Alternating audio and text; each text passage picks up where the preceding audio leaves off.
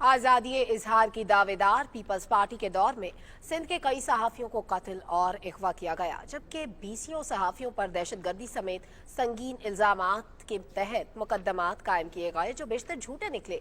सिंध में लाकानूनियत की बड़ी मिसाल सीनियर सहाफ़ी अजीज मेमन का कत्ल है, जिसके मरकजी मुलजिम 2 साल बाद भी आज़ाद घूम रहे हैं। अजीज मेमन और दीगर सहाफ़ियों को किस जुर्म की सजा दी गई, ये जानते हैं शिराज अली की खुसूसी रिपोर्ट में। पीपल्स पार्टी का आजादी इजहार का दावा खोखला। सिंध की सरजमीन सहाफियों के लिए तंग। सिंध में कई बेगुनाह सहाफी कत्ल। सिंध के हुक्मरानों ने वरसा की पुकार न सुनी। लवाहिकीन फरियाद लेकर इस्लामाबाद पहुंचे। सिंध में पीपल्स पार्टी के हुक्मरानों की जानिब से आजादी सहाफत के दावे झूठे निकले। सूबे में हक और सच की आवाज बुलंद करने वाले सहाफियों को बदतरीन इंतकामी कार्रवाइयों का निशाना बनाया गया। 27 सहाफियों पर दहशतगर्दी एक्ट, डकैती, अगवा बराए तावान और बगावत जैसे संगीन इल्जामात में मुकदमात कायम करके उन्हें पाबंदे सलासल किया गया। सीनियर सहाफी इमदाद सोमरो कहते हैं, बेशतर मुकदमात अदालतों में साबित नहीं किए जा सके। 27 केस गुज़श्ता 1.5 से 2 साल के अरसे में दहशतगर्दी के सेक्शंस के तहत अगवा बराए तावान, मंशात फरोशी और जहाँ तक के मुल्क से बगावत के इल्ज़ाम में सहाफ़ियों पे दर्ज हुए। सहाफियों की आवाज दबाने के लिए उन्हें सिंध पुलिस के जरिए हिरासा करने के अलावा ताकतवर और बासर अफराद ने उनकी जान लेने से भी गुरेज नहीं किया। सीनियर सहाफी इमदाद सोमरो का कहना है कि सखर के इलाके सालेपट में मकामी सहाफी अजय ललवानी और जैकबाबाद में जुल्फिकार मंदरानी की जान ली गई।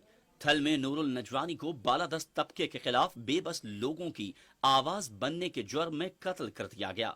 आप सिर्फ रिसेंट पास 1.5-2 साल का अरसा देखेंगे तो सिंध में 5 से 6 सहाफ़ी शहीद हो गए और किसी एक कत्ल केस में मुल्ज़िमान को सजाएं नहीं मिली। सिंध के जिला नौशहरो फिरोज की तहसील मेहराबपुर सहाफी अजीज मेमन का कत्ल पीपल्स पार्टी की हुकूमत के स्याह बाप के तौर पर याद रखा जाएगा। सीनियर सहाफी ने सच का चलन क्या इख्तियार किया कि उन्हें सूबे भर में कहीं अमान न मिली। जब बिलावल भुट्टो साहब आए ट्रेन मार्च के लिए मेहराबपुर, वहाँ पे अजीज ने एक स्टोरी ब्रेक की थी, जिसमें अजीज ने कहा कि मुझे जो औरतों से इंटरव्यू ले रहा है कि उनको कहा गया कि हम आपको 2000 देंगे, लेकिन उनको 200 रुपया ईच लेडी को दिया गया। तो अजीज ने जैसे ये स्टोरी ब्रेक की, पूरे पाकिस्तान में वायरल हुई। उसके बाद अजीज के लिए धरती तंग हो गई। मुसलसल धमकियों के बाद अजीज मेमन सिंध के हुक्मरानों से तहफ्फुज की दुहाई देता रहा, मगर हुकूमत वक्त ने कान बंद कर लिए। उसके बाद ये निकल गया इस्लामाबाद और काफ़ी लोगों से मिला जुला भी। इवन के हमारे जो अभी इंफॉर्मेशन के मिनिस्टर हैं फवाद चौधरी साहब, उनको भी कहा उन्होंने कि भाई मेरे साथ इंसाफ करो, मैं मारा जाऊंगा। उन्होंने मदद की, लेकिन अजीज बेचारा अल्टीमेट जो वो कह रहा था वो मारा गया। अजीज मेमन रोजनामा काविश और सिंधी चैनल KTN से वाबस्ता थे।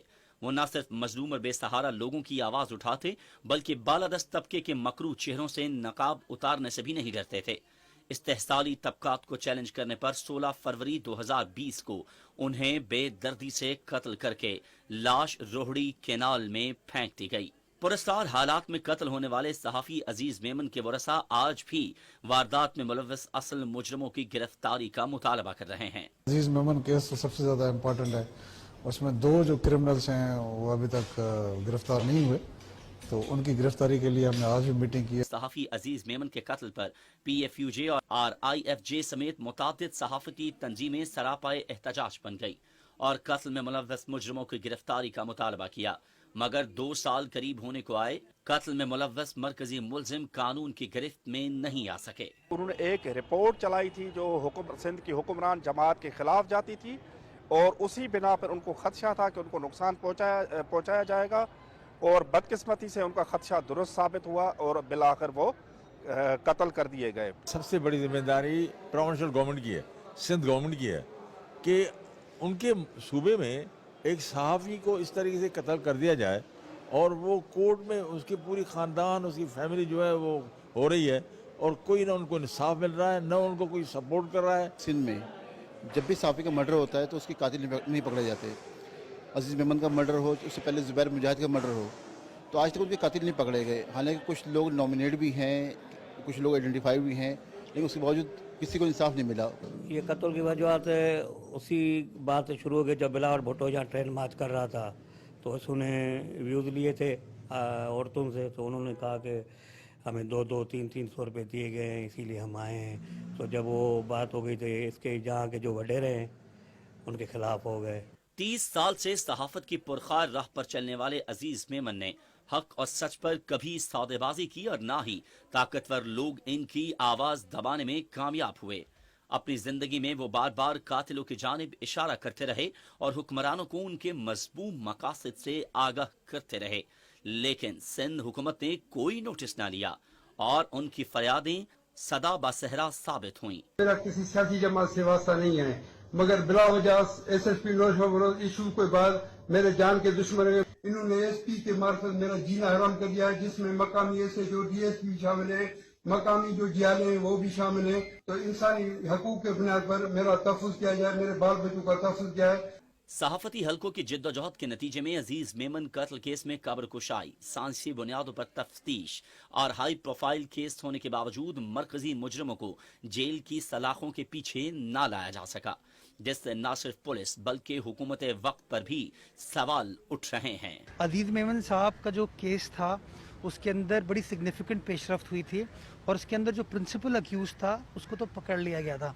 अगर उसकी आप ख़ानदान, उसके लवाहिकीन ये कहते हैं कि कोई और शख्स भी इसके अंदर उसके ऊपर वो अपना अंदिया देते हैं कि वो इल्ज़ाम लगाते हैं कि हाँ ये शख्स भी इन्वॉल्व हो सकता है, तो उसकी मुझसे फॉर्मल बात कर लें, बता दें वो कौन लोग हैं, तो पुलिस उसके अंदर भी इन्वेस्टिगेट कर पाएगी।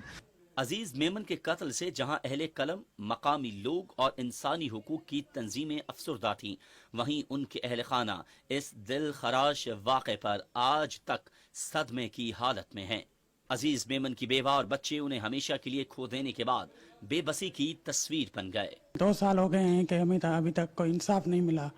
बहुत से मिनिस्टर्स आए, बातें कर गए, पर उन्होंने कुछ नहीं किया अभी तक। वफाकी हुकूमत से, वजीर आज़म से हम अपील करेंगे हमारे शहीद को इंसाफ मिले और हमें भी कुछ मुआशी हालात का, मेरे बेटे को नौकरी मिले, यही मैं चाहती हूँ।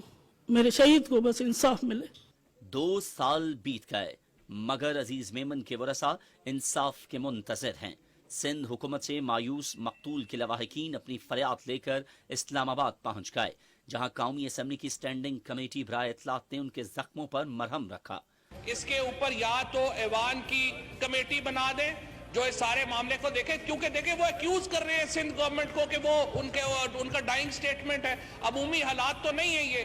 सो या कोई वफाकी एजेंसी इसको इन्वेस्टिगेट करे या आप ऐवान का जो है वो ज्वाइंट कमेटी बनाए। अजीज मेमन के वरसा ने सिंध सरकार पर अदम एतमाद जाहिर करते हुए अपील की कि वफाकी सतह पर JIT बनाकर असल कातिलों को कानून के शिकंजे में लाया जाए।